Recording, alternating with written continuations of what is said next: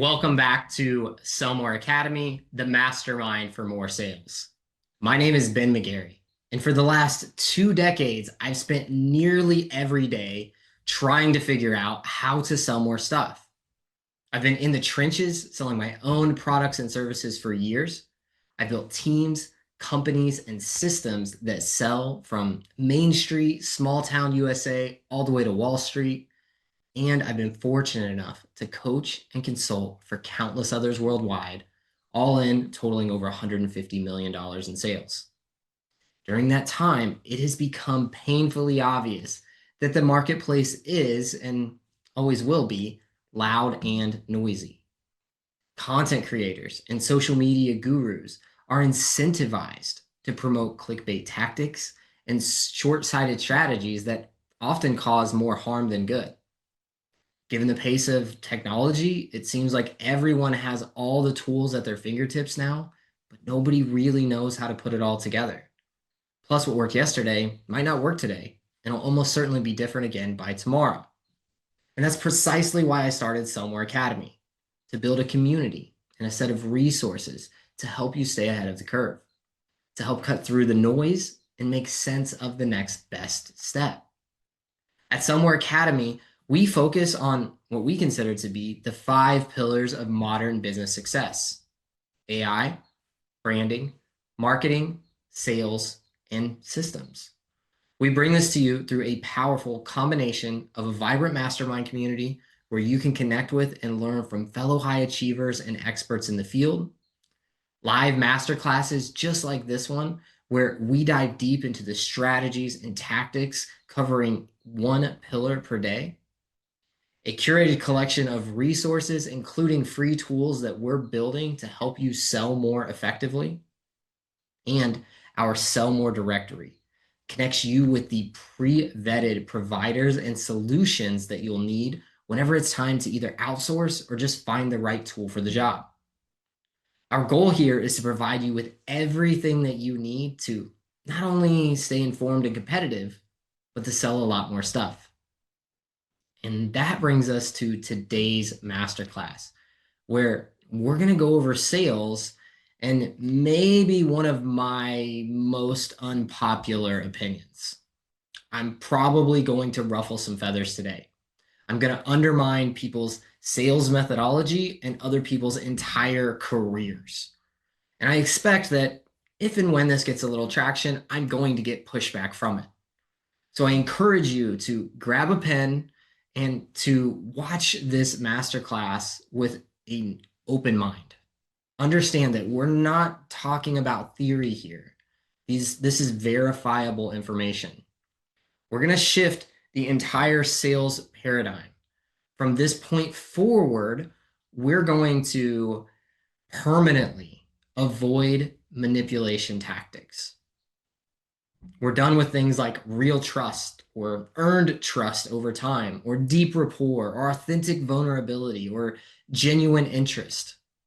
Those are crutches, and they're illusions, and they're all forms of manipulation. We are here to deal in proof.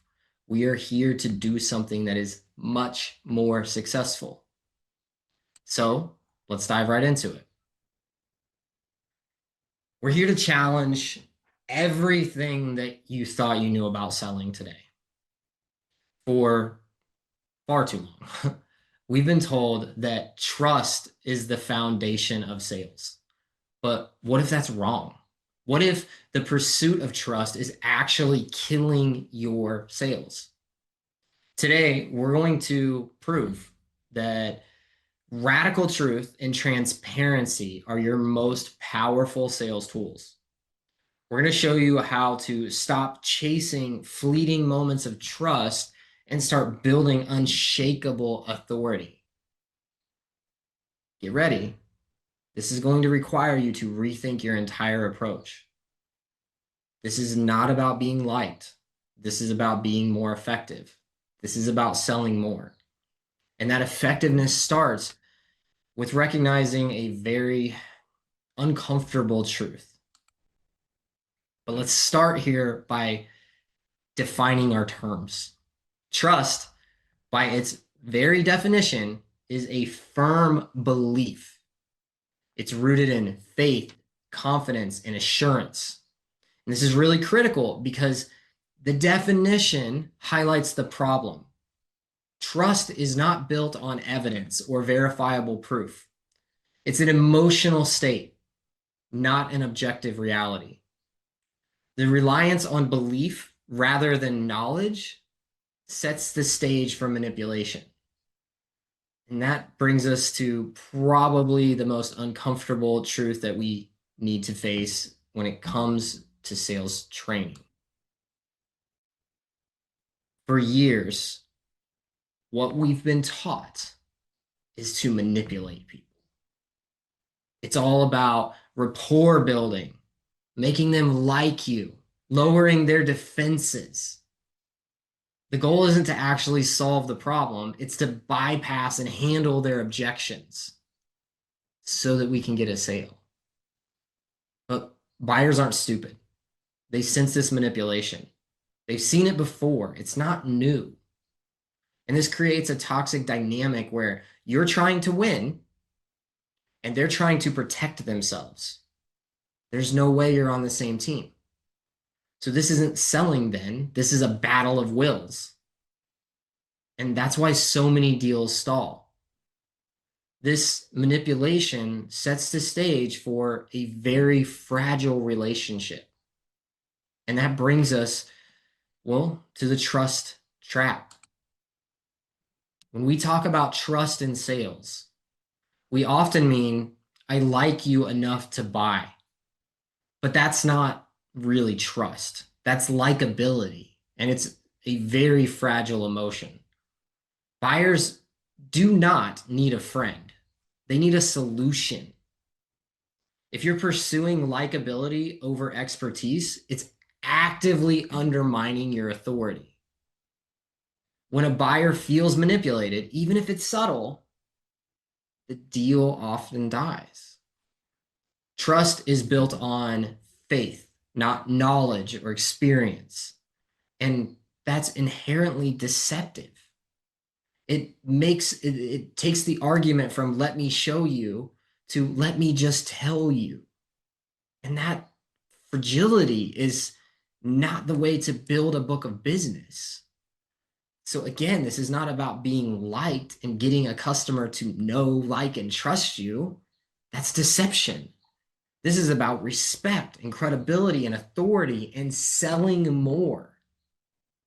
And some of the greatest sales minds have understood this distinction. These would be what I would call some champions of this radical truth because they understand that trust is a trap. David Sandler, one of the greatest sales trainers ever, knew that buyers don't trust you. They trust their own pain. He knew that. Grant Cardone, who understandably rubs a lot of people the wrong way, became famous because he pioneered something called information selling. And it was based on the idea that people buy results, not hope. They buy evidence. So again, this is not about being liked. That's not what we're after.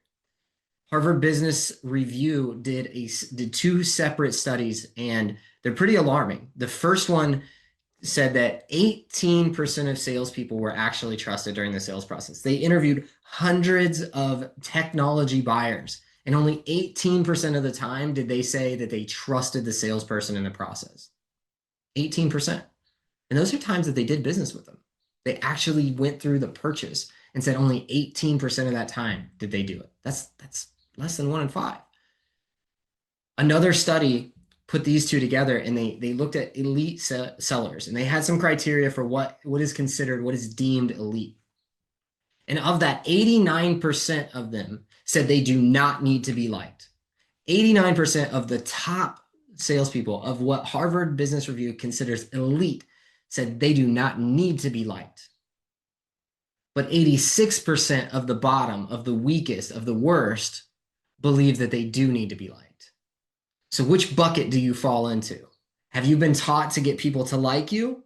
Or have you been taught that people don't need to like you, they just need to respect you? Which one is it? There are plenty of champions of trust, plenty of champions. And truthfully, I don't even want to get into all of them here, but just understand that when you hear things like trust-based selling, when you hear things like know, like, and trust, that is information that is coming from one or two source texts that is over 100 years old. The people that push trust are often trainers that are selling you trust programs, right? Buy my trust-based book, buy my trust-based program, buy my tactics that will help you to immediately gain trust and build rapport with your prospects. They're always selling you something. And so we need to be very careful about that. This isn't about some kind of popularity contest. It's a credibility contest. And that's what people are looking for when they buy. And we say people, but think about yourself. When you're in these shoes, when you go to a store, what are you looking for? You're not looking to trust the person that you do business with. No, not at all. You're looking for credibility. Can they back up what they say? Not just can they say things, but can they back it up? Can they show me instead of just telling me? And when we have that data and we allow them to move forward, everything changes. So let's move to the buyer mindset here, because like I said, they're not looking for a friend. Buyers, us, everyone, we're looking for protection. We're trying to protect our downside, our risk. And so oftentimes in sales, in marketing, we try to use risk reversals because we know that buyers are trying to protect their downside. Nearly half of all buyers make defensive purchases over 70% of the time.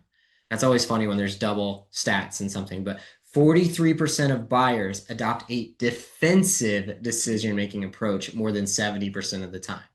So that means that they either don't have all the information that's necessary, or they feel too much pressure from that salesperson or uncomfortability from that salesperson. And so they make a defensive decision. And that defensive decision sometimes is, I need to think about it. Give us some time. Let me talk to so-and-so. I'm not quite sure. I need to shop around. Those are defensive decisions, just like the defensive decision to say yes and then cancel later. This happens all the time where we see BDRs or SDRs or even salespeople that are booking appointments. And they're like, yeah, I booked all these appointments, and they don't show up, or they don't go through with the purchase. Why? Because they just couldn't find a way to get off the phone. And so they said yes, knowing they would cancel later. So if we want to avoid those kind of things, then we need to kind of understand what the stats are. They actually spend a tiny 17% of their time actually talking to suppliers. They're using AI almost 95% of the time here to check your answers, to verify your claims. And the crazy thing is that we're talking about only 6% of deals that actually end in a decision, right? Like 94% of purchase cycles end in no decision. Well, that's just clearly not an environment where traditional trust building works. The numbers tell us that.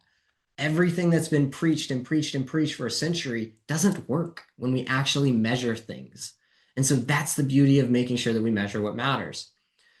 This is definitely an environment here, we can tell from the numbers, where skepticism reigns. And if we go back to the definition of having trust, it means a lack of skepticism. So if skepticism is there, then there's not trust anyway. It was never real. It was a manipulation tactic. Why did we do it? So what we're really looking for is that we want to make sure that we're constantly positioning ourselves not to get people to believe us, but to show them. Again, show, not tell.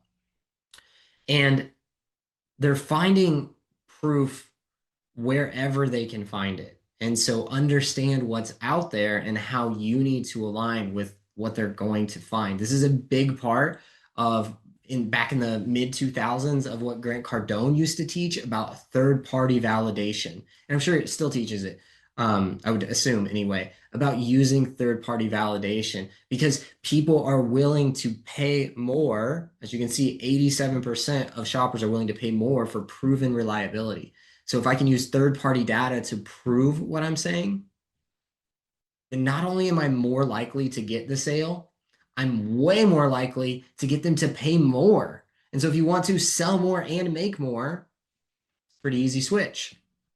So let's move to the next piece. Buyers are spending 23% of their time with peers and only 21% with salespeople. So what does that mean? Why does that matter? It's not a huge jump between one or the other, right? Well, it's because people find their proof in other places than with you. They spend more time with their peers and external sources than they do with salespeople. So they're much more likely to go check Reddit or Facebook than they are to listen to your whole pitch a second time or to look at the data that you sent to them. They're actively rejecting vendor messaging until it's been backed by hard evidence. I almost said science, but science evidence, right? Like that's what we're looking for here. Review sites, analyst reports, peer forums, they carry much more weight than any sales pitch, no matter how much you want to craft it. Your traditional sales conversation it's kind of lost its primary influence because buyers are seeking objective proof now, not persuasion. So we go back to all the persuasion books and tactics and ways to get to yes and start with no and all of these different pieces, leading questions. We're just trying to back somebody into a corner.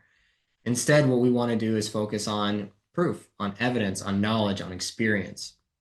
And if we go back to what we talked about in a few previous master classes ago, we talked about symptom selling and the decode process. This is the basis. This is the methodology, the understanding, the idea that sparked that. And so the faster that you can understand that trust is a weakness in your sales skill set instead of a strength, the faster that you can make the switch and start seeing better results. So again, we want to make sure that the people that they're reaching out to, the places that they're reaching out to, that they align with what we're saying. Otherwise, there's never going to be any type of congruency there. So buyers are always looking for proof. They're not looking for persuasion. As I said, this means that your role is not to convince them.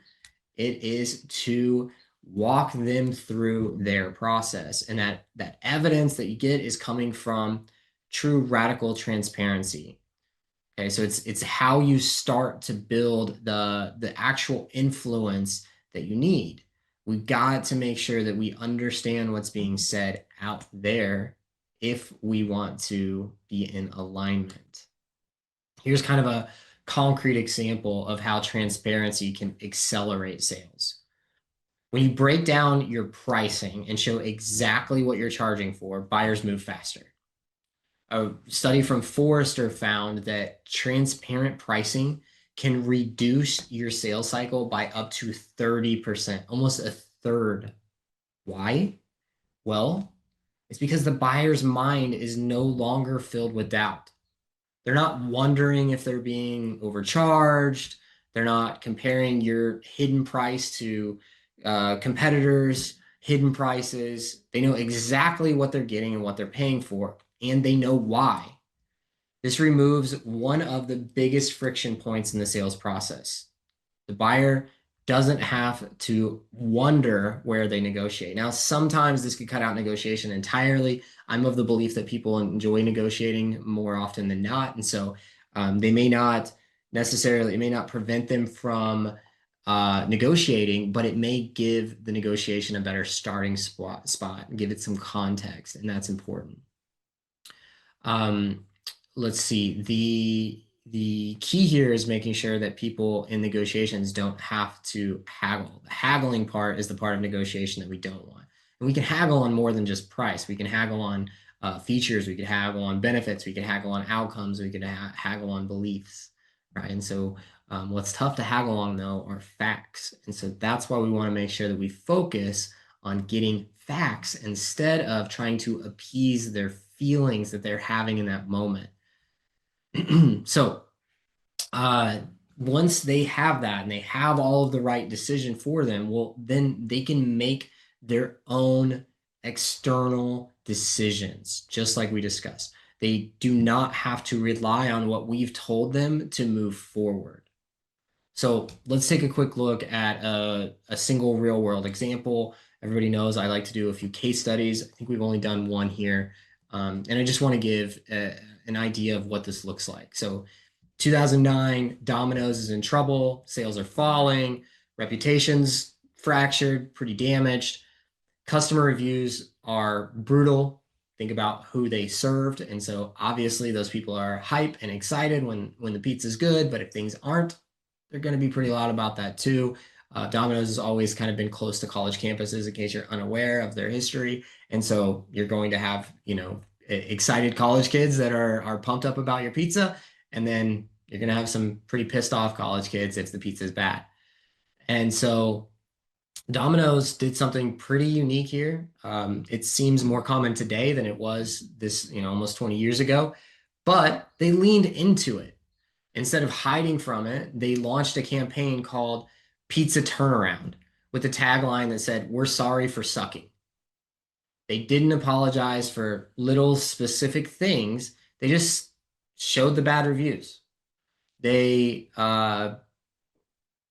did also show the good reviews, but the key to this was being able to show the bad ones and say, transparency means that we're giving context for our decisions. And so then they said that we're going to do this makeover and we're going to reimagine and turn around what we do.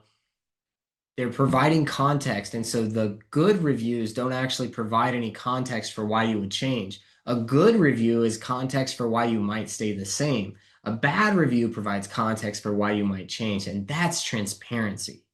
And so it's not about telling them absolutely everything all the time. It's about providing context for decisions.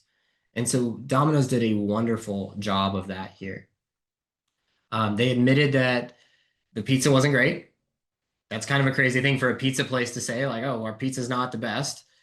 And then they showed all the work that they were doing to fix it. They revealed how they were changing their recipes.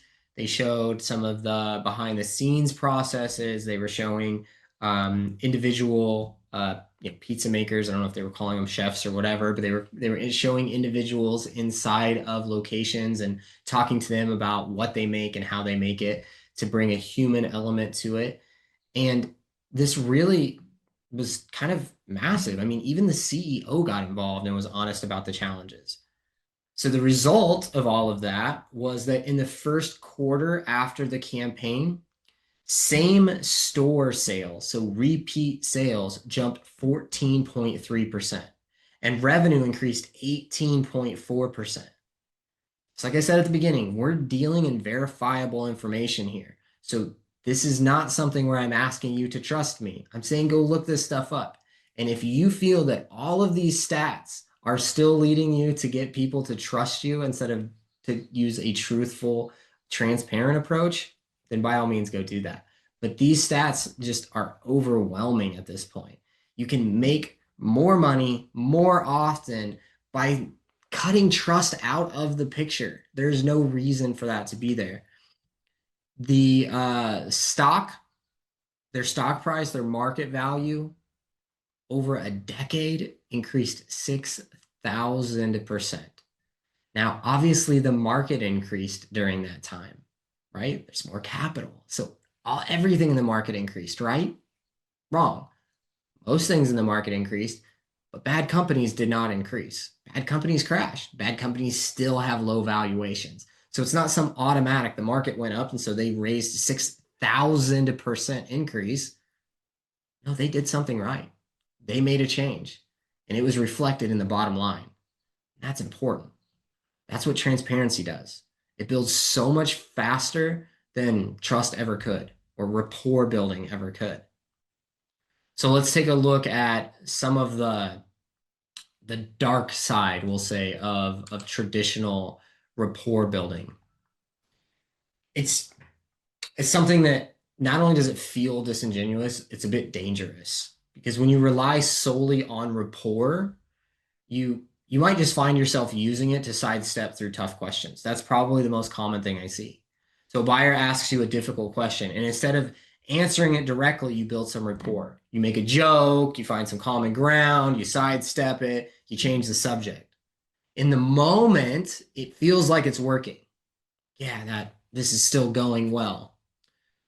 But the buyer, they notice it. Even if they seem comfortable in the moment, they notice it. They notice something's not right, and that's a tick in the box against you. They notice, they know that you didn't answer their question. They may not realize it immediately, but it's going to sink in later that I asked this question and I didn't get a response to it. And when that doubt starts to surface, the buyer realizes that you are avoiding the concern. They feel manipulated. Everybody likes to buy and nobody likes to be sold to.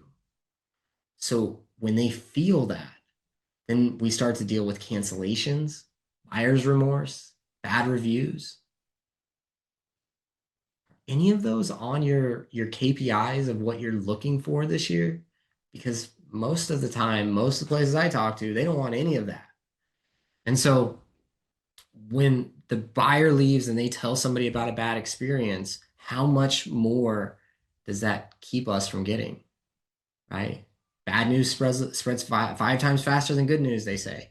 So if that one person goes and tells 5 people how bad of an experience they had, will those 5 people ever give you a shot? Probably not, which means your marketing gets more expensive, your advertising is more expensive, your closing rate or your conversion rate is going to drop. Not ideal, not what you want. And it's all because you're trying to build some level of fake rapport about the weather or about a sports team or something like that. That's crazy. You think that's going to get you a sale? That even if it gets your foot in the door, it sets you off on the wrong step. You're in the wrong room even at that time, right? Because you're trying to sell to them instead of understand what they need. It's a very different thing, right? Our biggest things that we talk about here at Sell Academy is that trust kills sales, and that to sell is to serve. Well, if you're serving, then you're not trying to convince people of rapport or of trustworthiness. It's just not part of the equation there. And so obviously we don't want people walking away with bad experiences, but we just don't want anybody to have a bad experience because then we create long-term problems just for some kind of short-term gain. The only time this ever pays off for anyone are people who work sales jobs and sign a bunch of people up and then burn out before they have to deal with the fallout.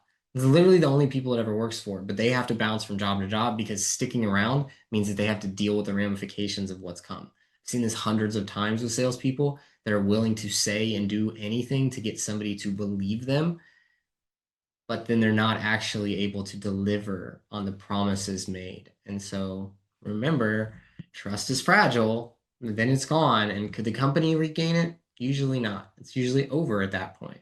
And so everybody in your organization from top to bottom has to understand this methodology is different than what's traditional and what's out there. Okay.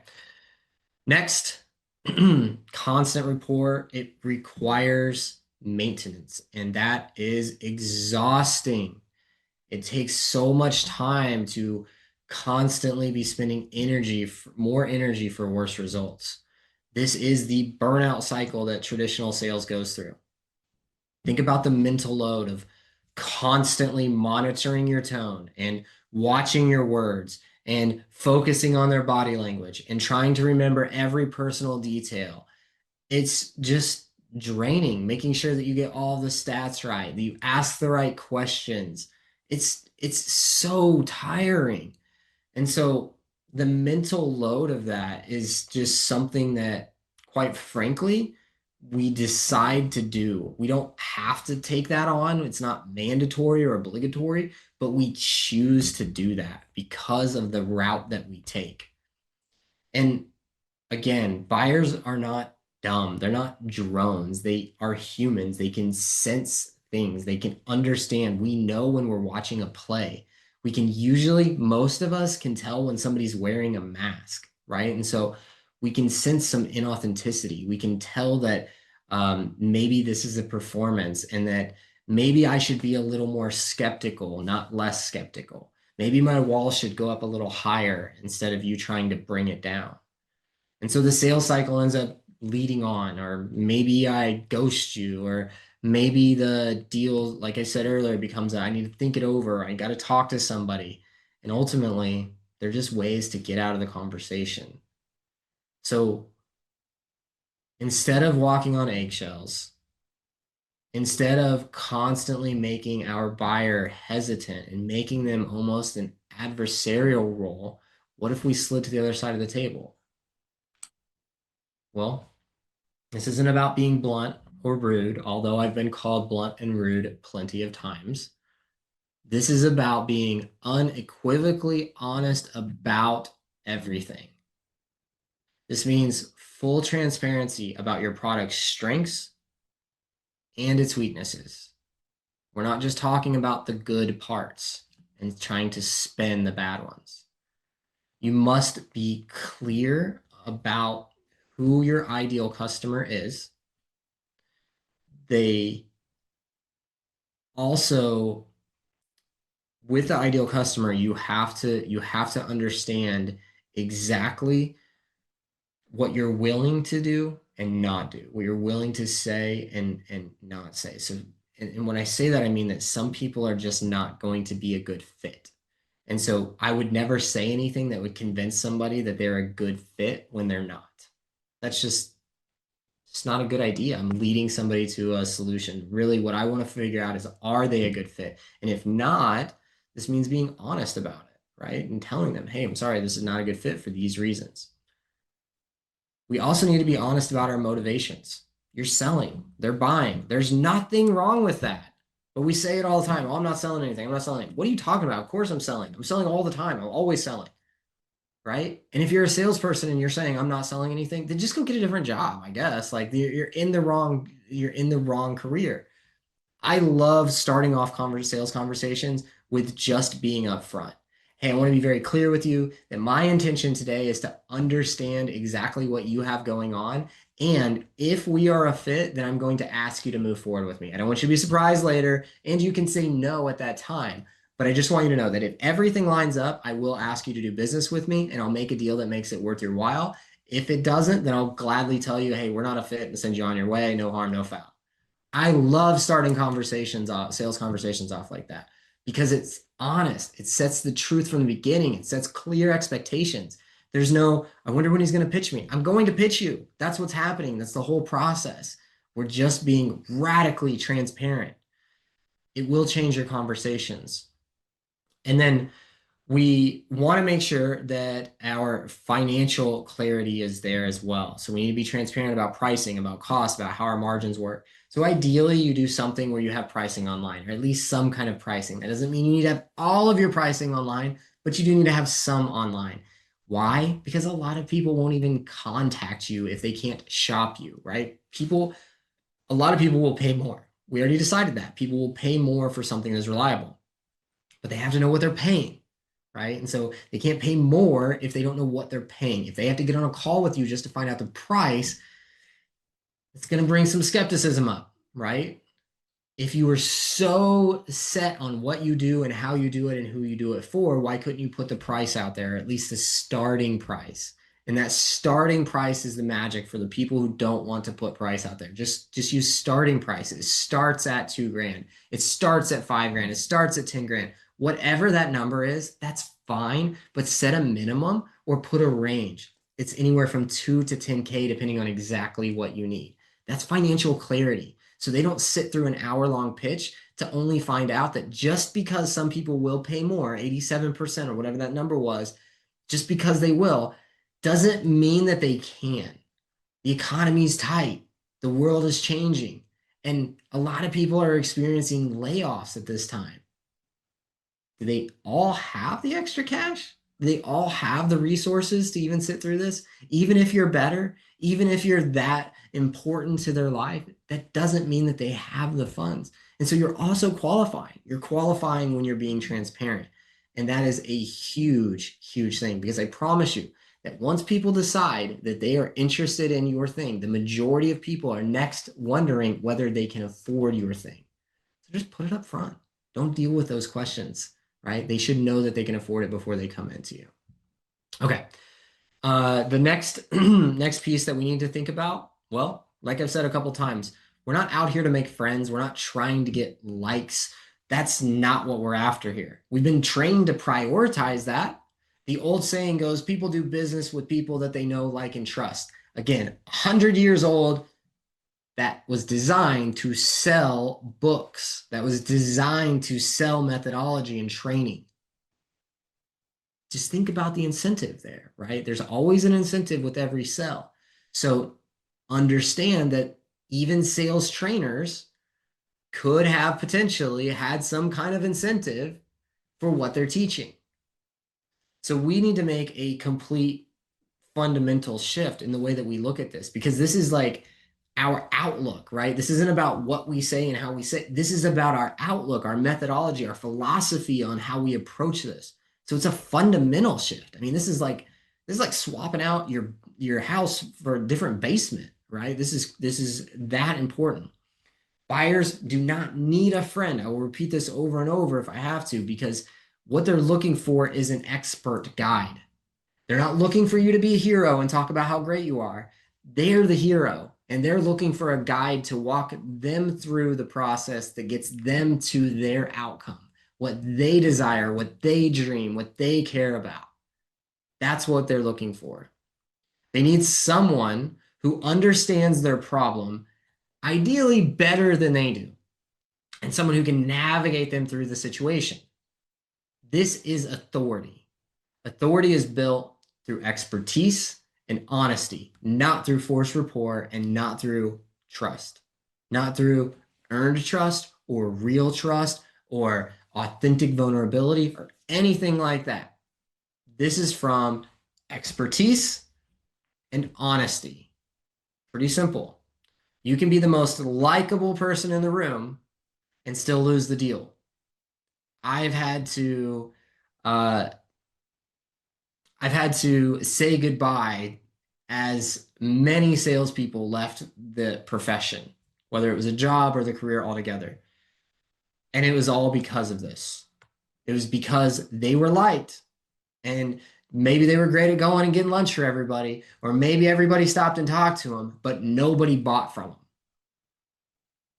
And so you have to figure out what are you after? Are you after friends? Go join a social club. When it's time to sell, it's time to sell. And you have to understand that. Okay, so the buyer is not going to buy from you because they like you. They're going to buy from you because you're an expert, because you know how to guide them, because you're seen as a credible authority, because you clearly have done this before or have at least done your research so that you know this thing. That's really all it takes. So let's talk about how to kind of implement some of this. Start with the financial transparency. This is a big thing. As most of you know, I was in the car business, and one of the biggest breakthroughs that I ever had actually came from Grant Cardone. And it was, when he was pushing the information selling, and it really clicked for me when he said most salespeople avoid the window sticker on the car. And I watched, and of the 18, 19 other salespeople that were at my dealership, they did. Every one of them avoided the window sticker. Why? Because the price was too high. It was scary. It was this big number. And they thought that maybe people would say this is too expensive. And then they were going to start negotiating before they drove it and fell in love with it and saw themselves in it. All the different things that you do in order to try to get somebody convinced to buy from you. Well, that really wasn't the best idea, right? Because if we're trying to convince somebody to do business with us, then how are we really showing them all of the details, all of the truth, right? There's always going to be something that's not perfect. So what I started doing was exactly what I was taught to do. Was we're going to start with the window sticker. I'm going to show you how much this vehicle costs up front. And then as I do my walk around and as we go drive it and as we look at your car and as we sit down and talk numbers, now we're just justifying the price point. But other people, what they were trying to do was build value, build value, build value, another vapid word like trust, build value, build value, build value to what? To what end? There was no end point where they thought, oh, okay, this is worth it. Now I'll move on. Instead, you just continue to build value, which builds anxiety because they think, wow, this is valuable. It's going to cost a lot. And sometimes it does. And so if you still want them to move forward, if you want them to pay more, you have to switch that strategy up a little bit, right? So when you're doing it, all you want to do is just break down your pricing. It's that simple. Show the buyer exactly where their money goes. If you can, if you can't and you have something proprietary, by all means do that. But most businesses are not, even though they claim it is. So if you're selling a $200 product, show them, hey, we spend 40 bucks on materials.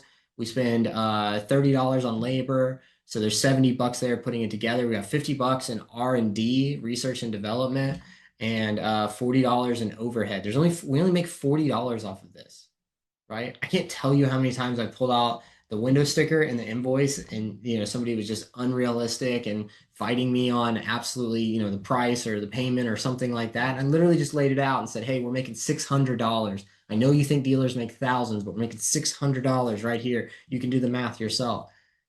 That moves people forward, right? This isn't always about cutting your commission out. I'm not saying that. I know that people that make high commissions are looking at this and thinking, oh God, this is going to take from my pocket. It will not.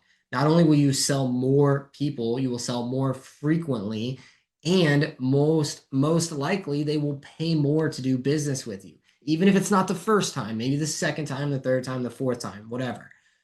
But they will, right? And so if you have a long-term vision, this is going to pay off for you. There's really there's no question. There's no way that it doesn't. And so they no longer, clients no longer wonder if they're being cheated. They understand the pricing. It's very transparent. They see the value in each component. So it's very clear. They can start to connect those dots. They see that you're being fair, right? And that number could be higher, lower, whatever. You say, hey, this is what we charge. We make maybe that's, hey, we make $100 profit on every one. That's fine. Like you could say you make a $50 profit or 50% profit. There's nothing that says that your numbers are wrong unless you feel guilty about them. That's about it. And so this really is just removing one of the biggest obstacles that you ever come up with. If you think about traditional sales training, one of the things that's been just harped on is overcoming objections, handling and overcoming objections, objection rebuttals, and this and that and the other thing. You don't need to do most of those if you handle the pricing part up front. Because a lot of them come down to that. I don't have the money. I can't make the payments. The terms don't work for me. I need to think about how I'm going to afford it. I need to go rework my budget. There's a lot of price things that come in. Or hey, the neighbor down the street does it for 10% cheaper, right? So a lot of that stuff comes up front, and you can just handle it instead of it surprising you when you are ready to sign a contract. The buyer, while they don't have to negotiate, like I said earlier, I believe a lot of them enjoy that. And so it is very common to see more targeted we'll just say better negotiations that start in a more realistic spot, maybe on both sides, and end in a lot faster, friendlier manner that way. Okay, so financial transparency is big, but I do want to be clear. It is just one piece of the puzzle here. The second transparency layer is really kind of like backstage access. If you go to a concert or a show, backstage access is something that people pay extra for because they want to see how the magic is made. So give your customers access to your process, not just your product. This is really popular online, has been for the last 2 or 3 years, where they say things like build in public. And then even a couple days ago, we talked about founder-led brands. And so that's essentially it. We're talking about the process. We're really making sure that people understand that we're not just a perfect finished product, that there's pieces that go into this and people that go into this. And that's what we want to demonstrate. We want to show the rough drafts and the prototypes and what didn't work. Like that builds so much authority when we can say, not only do we know that this works, we know that this doesn't work. Edison was famous for saying, I didn't fail. I found 10,000 ways that it wouldn't work. And I probably paraphrase that poorly, but the message still resonates, or it should resonate, that's the process. That's him saying, I've tried absolutely everything else, and this is the only thing that works. Why do I need to go try everything else if you've tried everything else, right? Think about that for your clients when you're sitting across the table from them. So, obviously tell them lessons that you've learned from your failures, wins that you've had. This does something pretty powerful because it removes that illusion of perfection that I alluded to there. It shows that your team is human or flawed machines, however you're operating. And paradoxically, it ends up building more credibility and authority than you would build by trying to present yourself as a perfected product. Perfected products often require faith and belief in order for us to move forward with them.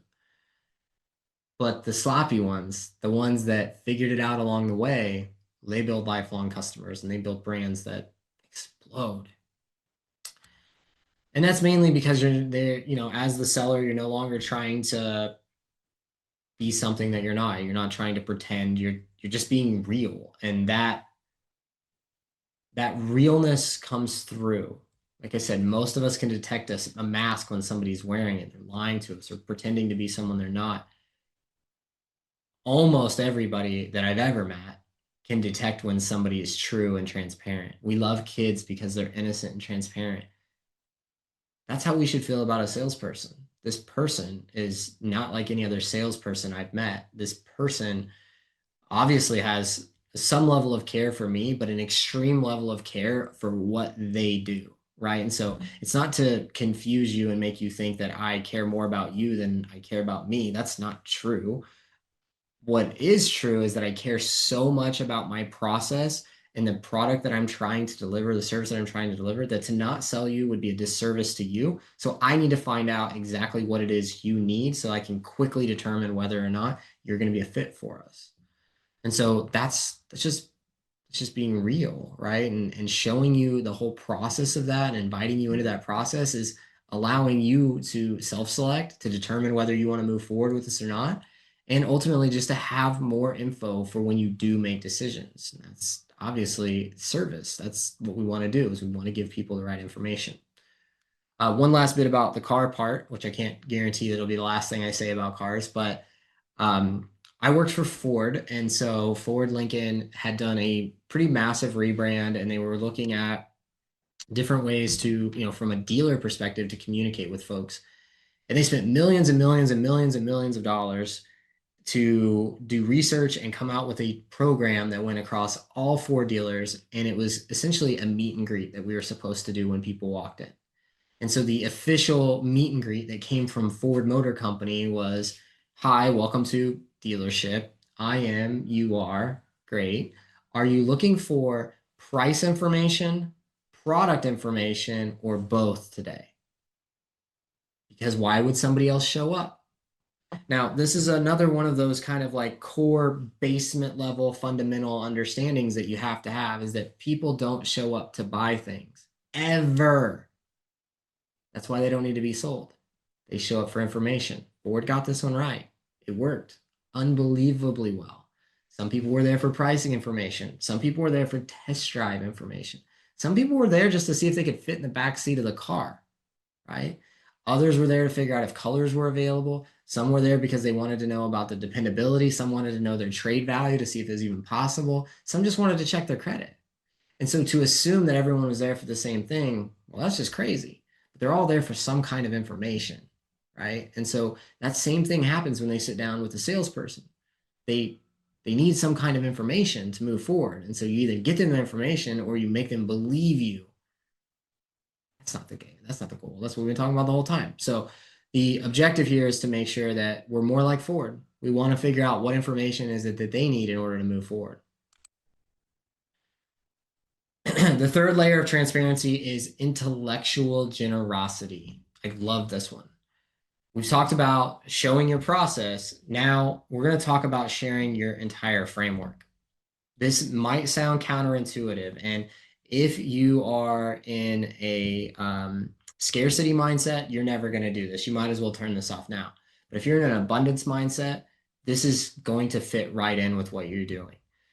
Again, it sounds counterintuitive, and you might think that you're actually giving away IP or intellectual property and that people won't need you. But that is maybe one of the most outdated mindsets that we have in sales, and part of the reason why this trust idea is there. Remember, information used to be the moat, the separator between those who knew and didn't know, those who had and didn't have. There's a kind of a famous saying that the difference between the billionaire and the homeless person is knowledge, right? It's not money or anything like that. It's knowledge.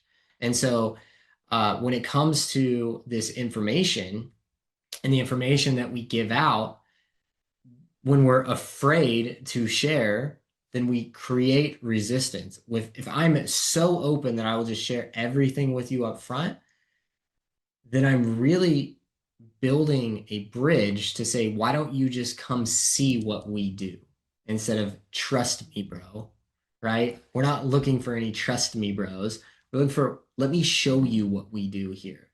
And so, again, I understand that it's scary, but it's a bit outdated to think that it would hurt you. We have more and more and more people now talking about leading with value, leading with value. As I mentioned, it's a bit of a vapid word, but we've talked about that in other master classes. And one of the ones that's done a really good job of this and has very clearly defined what value means for him is Gary Vee. And so he's got his book, jab, jab, jab, hook, or whatever it is, right? And so the idea is you give, ask. That's it. That's the whole book. If you really want to, jump to it, or the whole idea, and maybe not the whole book. There's plenty of details in there that you'll want to have, but it's about this idea of give, take.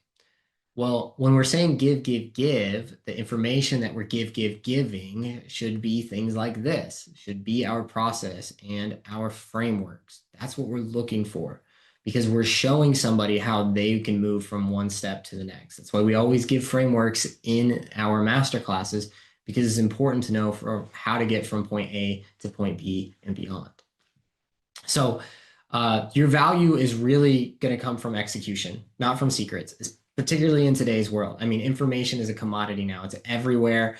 Anybody who can get access to virtually any AI could probably, within enough time, come up with a good enough response to whatever it is that you are going to share or gatekeep from them. And so it doesn't do you any good. They just say, well, I don't need you. I'll get my answer from ChatGPT.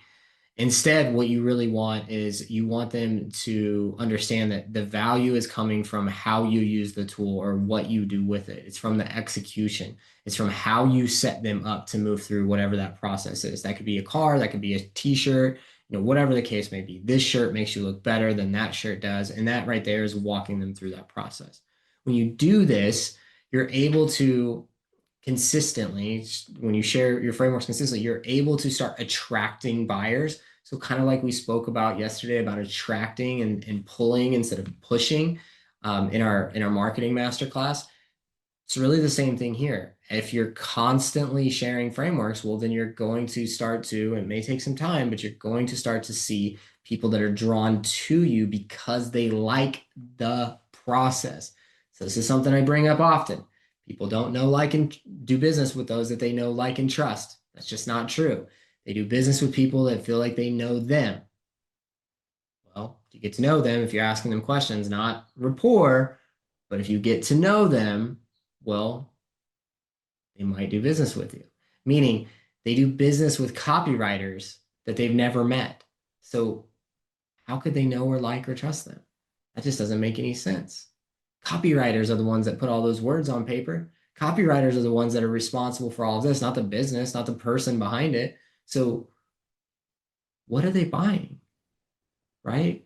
And so we want to make sure that we are, that when we're putting this information out, that everything that we put out is designed to help attract those right folks and the perfect prospects. They'll see our confidence. They want to partner with expertise. They don't want to just buy a product. They want somebody who can help them get it done right. And this builds loyalty. And that's what most people confuse earned trust for with loyalty. Loyalty in itself is not extremely stable, but it's nowhere near as fragile as trust is. Loyalty is a consistent repetition of experience, right? I've shown you over and over that this is my behavior or this is what we do. And so it's very different than the trust side of, again, I'm not going to show you, I'm just going to tell you, and you need to believe me. So We want to focus on loyalty over trust, and this is going to bring us to kind of a core psychological dynamic that's at play here. And it's this hidden me versus you. As I mentioned earlier, it's a bit of an adversarial dynamic. Again, it's not so much about trust, it's really about control. You've seen how intellectual transparency can build loyalty, but the underlying psychology is that when you hide information, you signal that the buyer is an outsider. They're not one of us. They assume that you're protecting yourself, not them. I'm going to say that again. When you are not transparent, they believe that they are an outsider and that you are protecting yourself, not them. That means that even if you're doing it with the best intentions, they believe that you're doing it for you, not them. Why? Because the fundamental question of all sales is what's in it for me. And so if they're thinking about protecting themselves, then they assume that you're thinking about protecting yourself.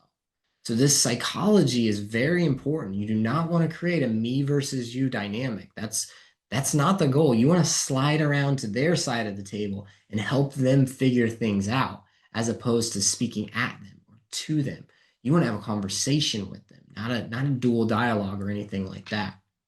So once they feel that way, they tend to slow down, they scrutinize, they negotiate, they need to think about it, they stall.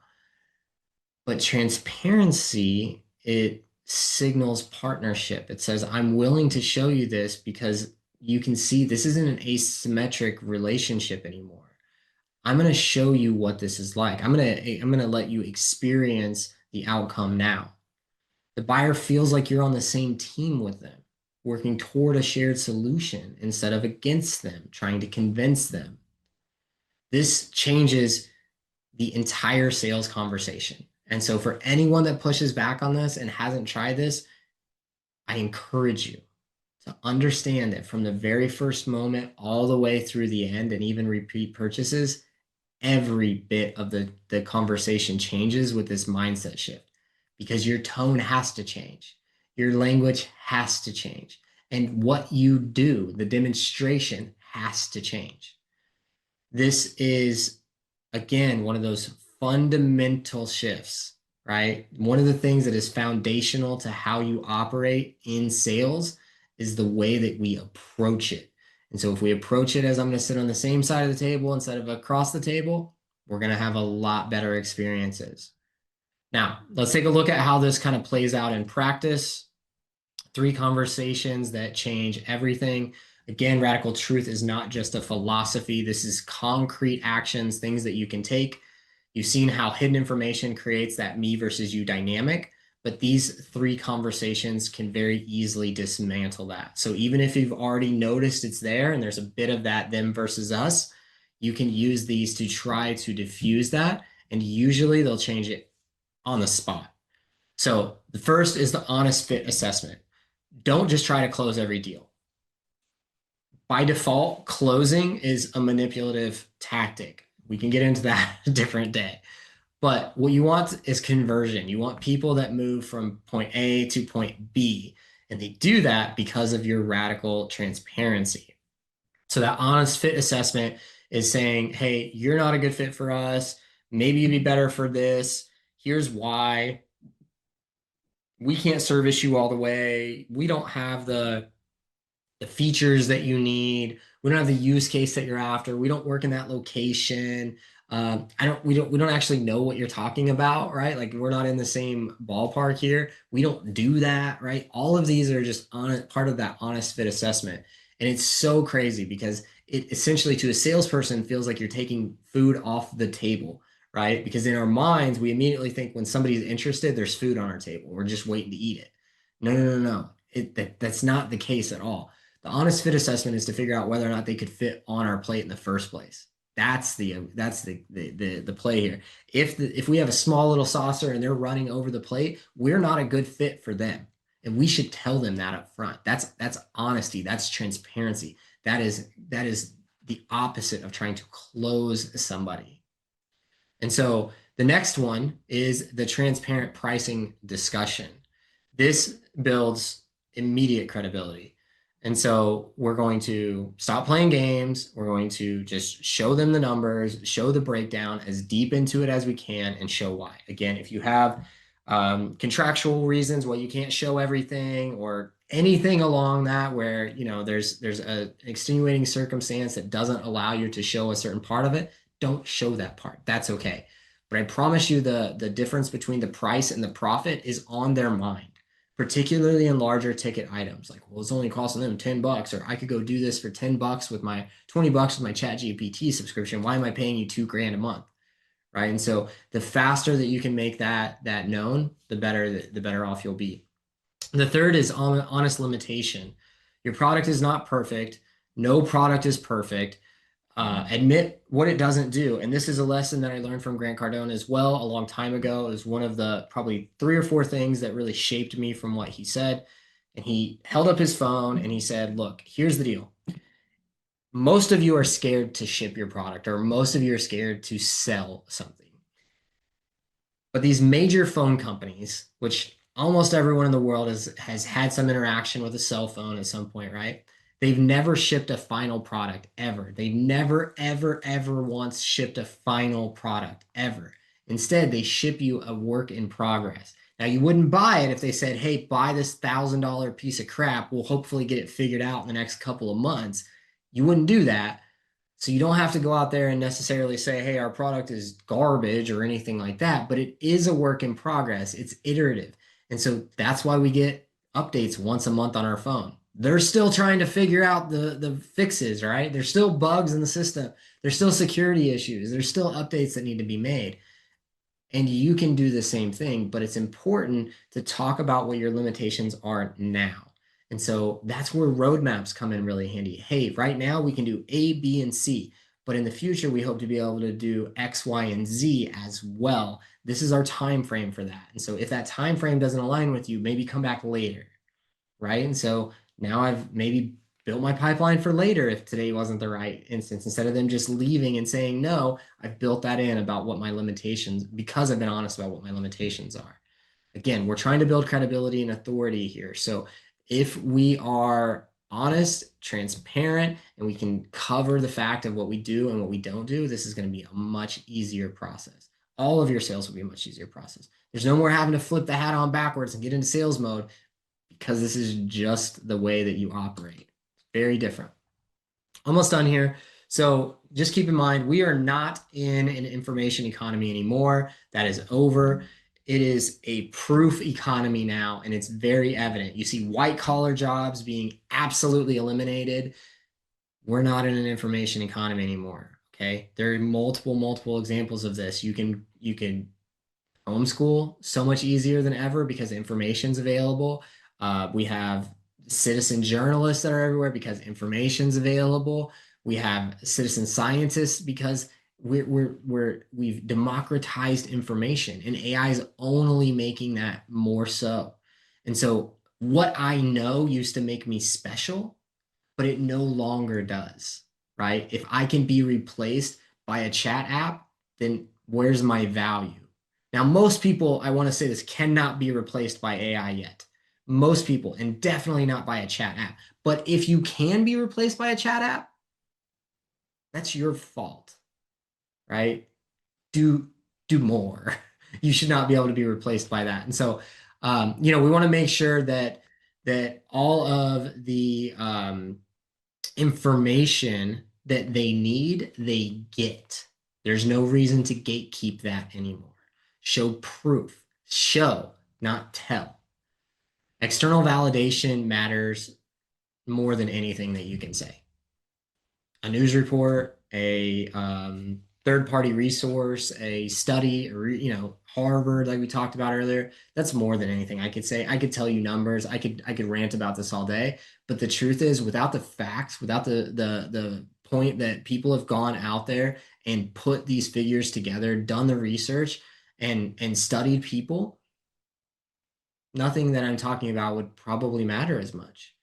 But there's proof. to back this up. You don't need to believe me that this will work. You just need to try it. That's it. You'll see for yourself. Others have already seen for themselves. There is no question whether or not this will work, just whether or not you'll do it. It's that simple.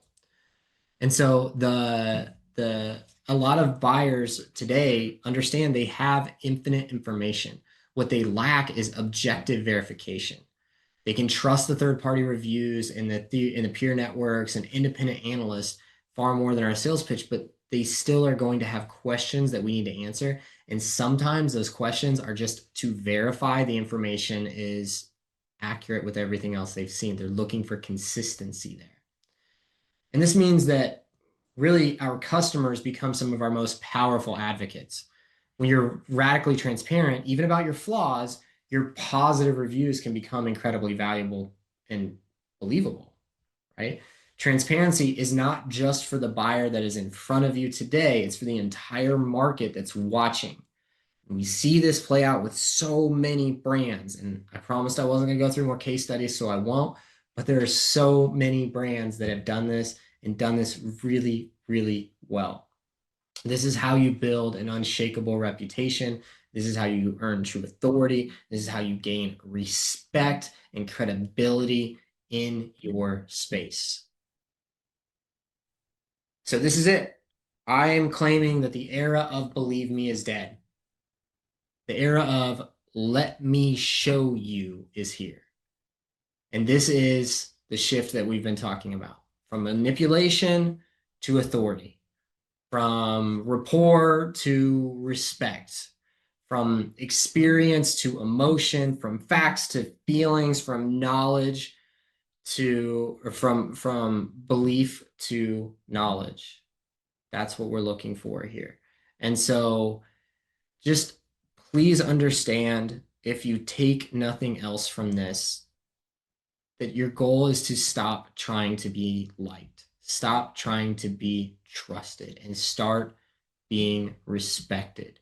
You're only going to gain respect if you're a professional at what you're doing. You have to, there are a lot of things that go into that. If you need to know your customer, you need to understand their journey, you need to understand your product, you need to understand your market, you need to understand the language, you need to understand body language.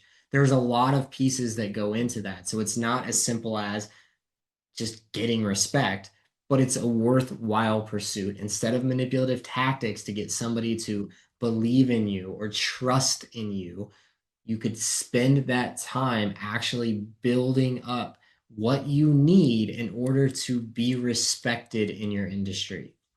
Transparency does not kill sales. It kills bad sales, I will admit that, but it accelerates the good ones.